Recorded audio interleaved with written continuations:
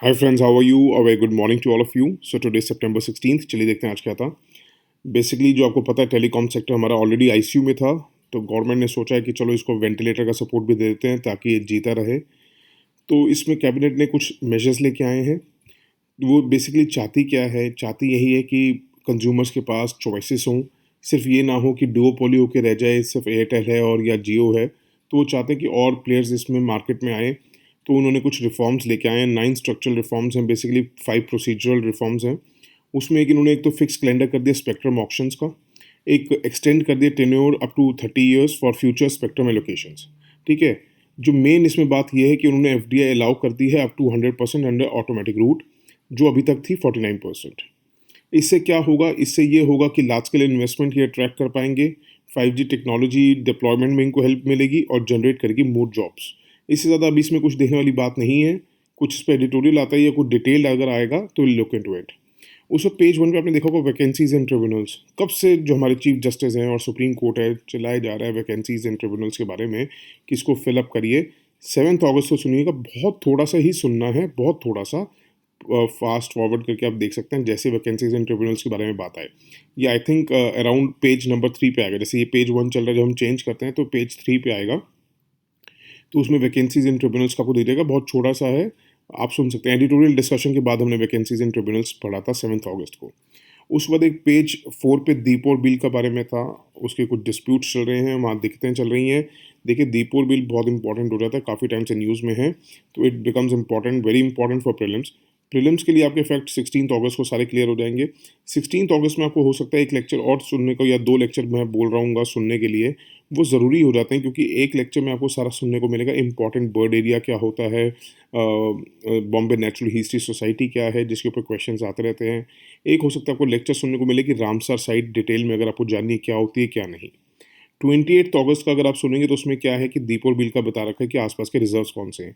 बहुत, और आप अगर आप सोचेंगे या सर ये 3-4 लेक्चर सुनने पड़ेंगे हमें, देखिए जाएगा कुछ नहीं आपका, कुछ गेन ही करेंगे। अगर आप खुद भी न्यूज़पेपर पढ़ेंगे और नोट्स बनाने लगेंगे, आपको 1.5 से 2 घंटे लगते हैं। एटलीस्ट 1.5 घंटा तो लगता ही है। आपको ये 5 मिनट का लेक्चर, 10 मिनट का लेक्चर, और अगर वो भी सुनेंगे तो 5-7 मिनट, 10 मिनट और 20 मिनट में आपके सारे नोट्स कवर हो जाते हैं। तो ट्राई करिए, मेहनत करनी पड़ेगी 1-1.5 साल तो प्लीज़। उस पर एक एडिटोरियल पे था, कोई एडिटोरियल अच्छा नहीं था। किसी को अगर इंग्लिश प्रैक्टिस करनी है तो शशि थरूर जी का आया हुआ है, वो पढ़ सकते हैं, इंग्लिश प्रैक्टिस अच्छी हो जाएगी। बाकी इतना अच्छा नहीं था। एक तमिलनाडु का जो इन्होंने नीट का बिल पास किया, वो थोड़ा सा देखिए क्या है।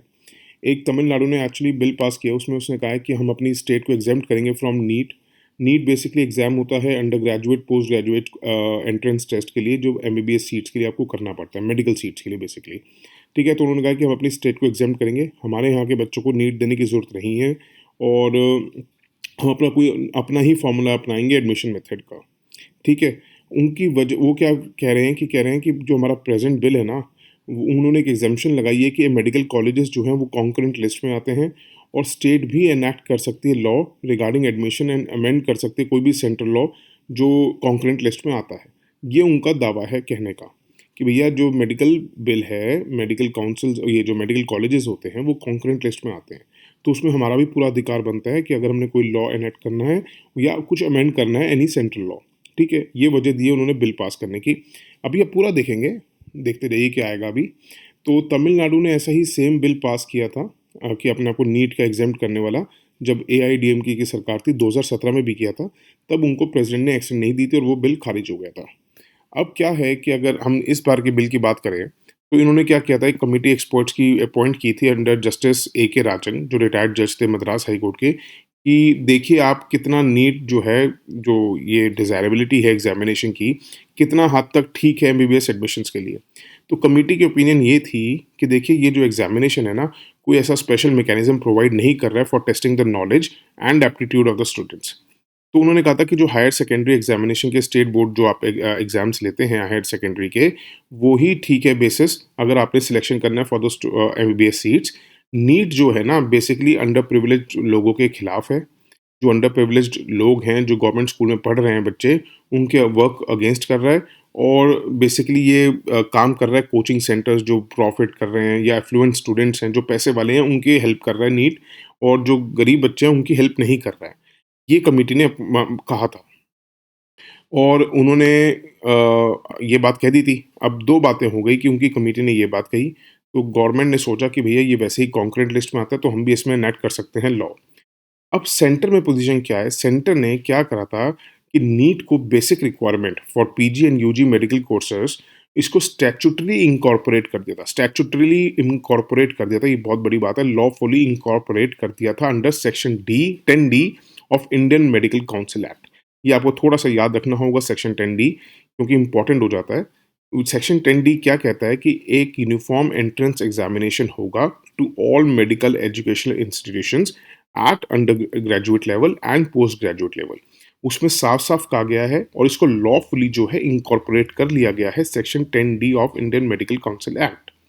तो अब ये कोई सवाल नहीं उठता है कि जो स्टेट गवर्नमेंट है वो अमेंड कर सकती है लॉ या नहीं कर सकती अमेंड।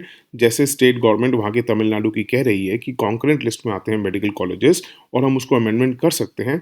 तो अब ये सवाल नहीं उठता है, अब ये क्वेश्चन ही अराइज नहीं होता है कि स्टेट गवर्नमेंट अमेंड कर सकती है या नहीं कर सकती है, क्योंकि अब क्वेश्चन ये आता है कि स्टेट गवर्नमेंट क्या अपने आप को एग्जेम्प्ट कर सकती है section 10 D of IMC act? क्योंकि सेक्शन 10 डी एक पार्लियामेंट्री लॉ है जो फॉल करता है अंडर सेंट्रल लिस्ट एंट्री 66। याद रहे तो ठीक है, नहीं रहे तो ठीक है। मगर अब जो सेक्शन 10 डी है वो सेंट्रल लॉ में आता है, पार्लियामेंट्री लॉ पास हो चुका है, सेंट्रल लिस्ट में आता है। क्या उसको भी आप अमेंड कर सकते हैं क्या, या अपनी स्टेट गवर्नमेंट को एग्जेम्प्ट कर सकते हैं?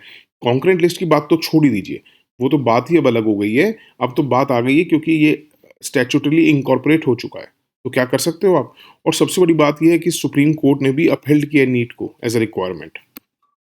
उस वक्त कहेंगे कि सबसे बड़ी इंपॉर्टेंट बात ये कि किसी भी और स्टेट ने अदर देन तमिलनाडु, किसी भी स्टेट ने एक मतलब जाहिर नहीं कही है अपनी सोच कि हमें एग्जेम्पशन चाहिए फ्रॉम नीट। सिर्फ और सिर्फ तमिलनाडु ऐसा है जिसने ये अपनी इच्छा जाहिर की है और एक लॉ पास किया है। और सिर्फ एक तमिलनाडु के करने से इट इज़ नॉट पॉसिबल कि ऐसा हो जाएगा। और सिर्फ ये स्टैटिस्टिक्स दिखाने से कि majority of the stakeholders do not want NEET in Tamil Nadu, ये कोई आंसर नहीं है for exempting the examination that was introduced by a central law. कि कोई भी अगर एक कानून सेंट्रल से आया हो, सेंटर कानून पास किया हो और आप उसको सिर्फ ये कहें कि हमारे यहाँ लोगों को उसको ज़रूरत नहीं है और अपने आप को एग्जेम्प्ट कर लेना, वो कहीं भी कारगर साबित नहीं होगा आपके लिए। ठीक है? और कुछ आएगा और क्या आगे-आगे इसके अंदर कुछ आता है, थोड़ी-सी जगह छोड़ दीजिएगा, ये जब नोट्स बना लेंगे उसके आगे। ठीक है? समझ लिया आपने? अब एज़ इट इज़ जैसे हमने लिखा है वैसे ही लिखिएगा। ठीक है? That's it for today. Thank you so much for listening and have a good day. Bye, take care, God bless you all.